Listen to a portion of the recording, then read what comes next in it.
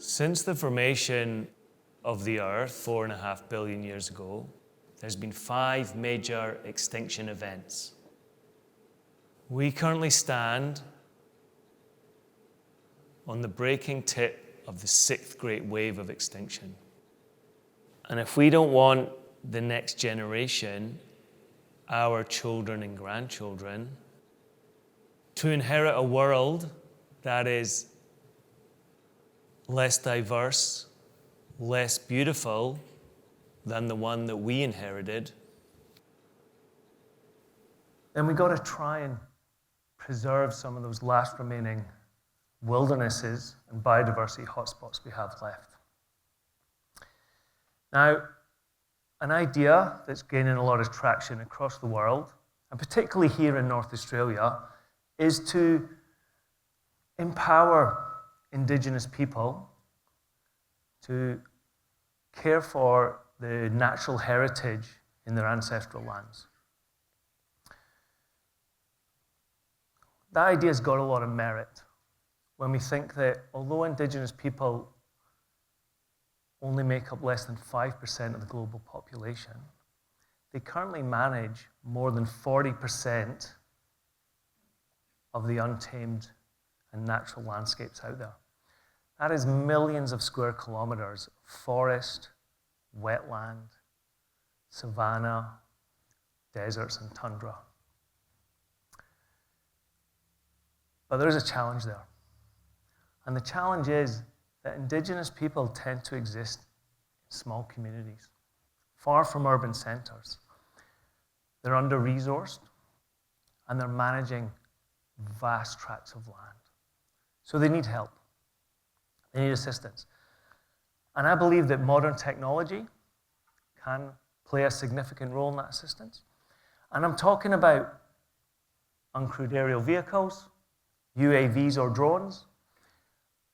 And with emerging technologies and artificial intelligence, we can actually make them a lot smarter and use them to help.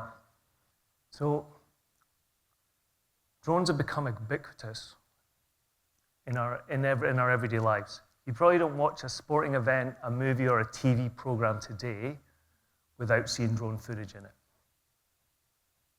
What drones can do is they give us an incredibly affordable bird's eye view of the Earth's surface. And that enables us to strategize, coordinate, and quantify and assess management actions and the state of the environment. So we look into farmers, we can see farmers using drones to monitor crop health. We see park rangers using that sort of technology to look for poaching activities and pests and weeds. And we see conservationists using drones for land management and looking for threatened species and endangered species out there. Now, what we don't see a lot of, though, is we don't see this technology being adopted widely in Indigenous communities. And there's very few success cases of it. And the reason, I've been working in this area for a couple of years now, and I think there's 3 distinct challenges that are really preventing uptake of these emerging technology by Indigenous people. So the first is the technology itself, the drone itself. Today's off-the-shelf commercial drones that you can buy out of any electrical store, they're incredibly complex machines. They've got a lot of moving parts. They're like flying computers, really. And we all know how computers don't like things too hot, or too cold, or too wet, or too humid, or too dusty. So they don't survive long out there in Indigenous communities. The average life expectancy of a drone in a community is about 3 weeks of these off-the-shelf commercial drones. The second issue is really around compliance. Drones, particularly those little quadcopter things you think of, are actually quite dangerous pieces of equipment. They go very fast, they're easy to crash, they're easy to fly into people.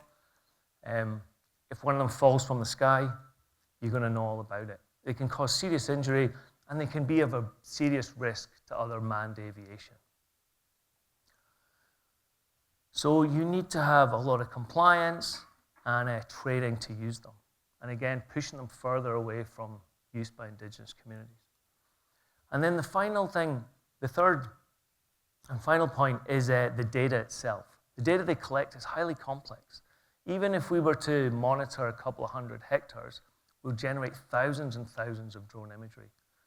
And that imagery needs to be stored, it needs to be processed, and it needs to be looked at. So again, you need some high-powered performance computing to deal with that. Again, not readily available out in remote areas and Indigenous communities. So what we've been working with here at Charles Darwin University is we've really gone right back to basics to address those three challenges and those three barriers to emerging technology uptake by Indigenous people. So the first is the drone itself. So we've redesigned it. Ladies and gentlemen, I'd like to introduce you to the Boomerang. So this is designed, manufactured here in the Northern Territory.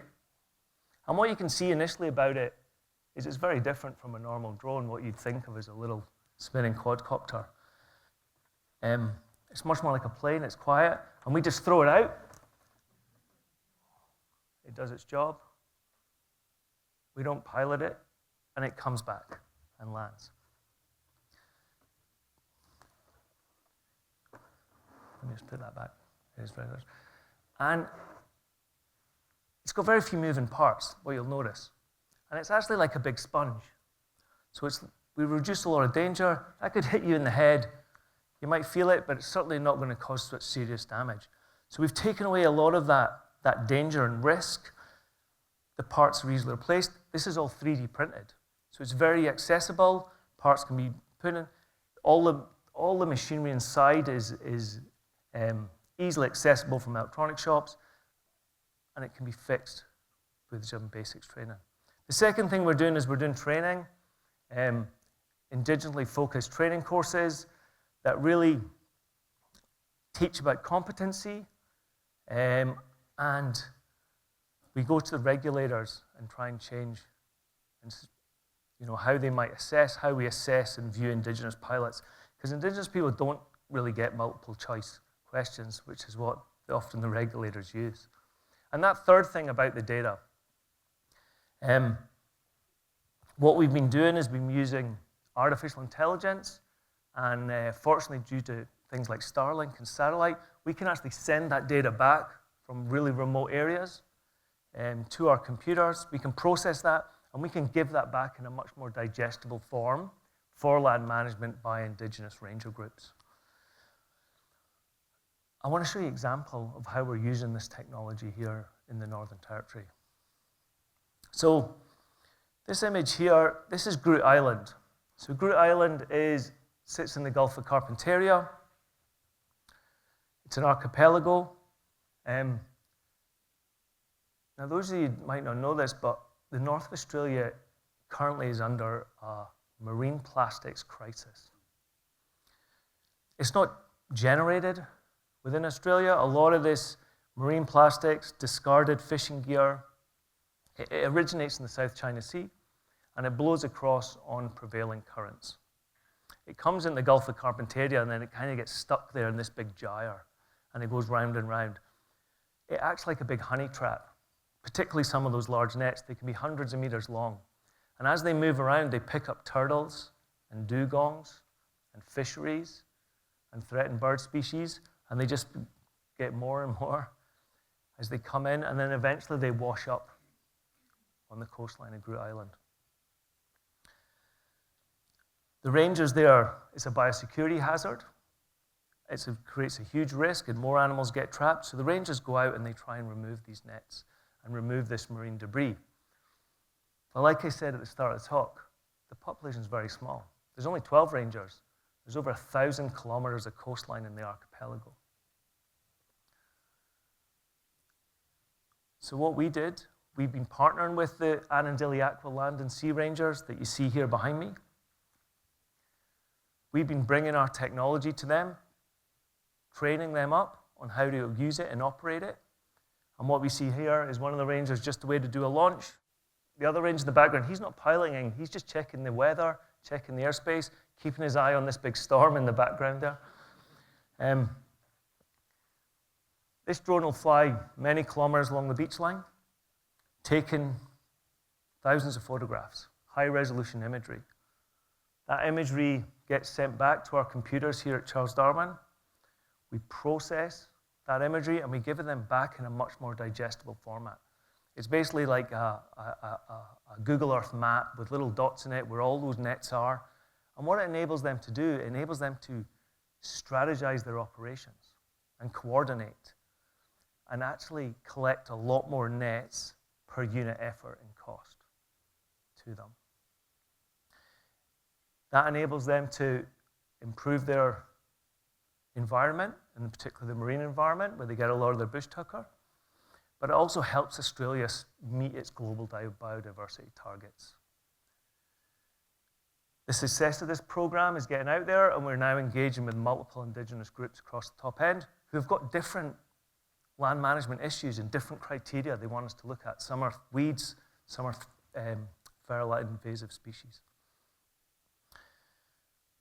What I want to leave you with tonight, though, is a quote from one of my favorite quotes from Albert Einstein, and that is, "Problems cannot be solved by the same thinking that was used to create them." Yeah, I'll let that sink in. Yeah, problems cannot be solved by the same thinking that was used to create them. Now that relates to land management because a lot of the conservation crisis we see today is being generated by our current land management practice. So we need to look at alternative ways of thinking about it.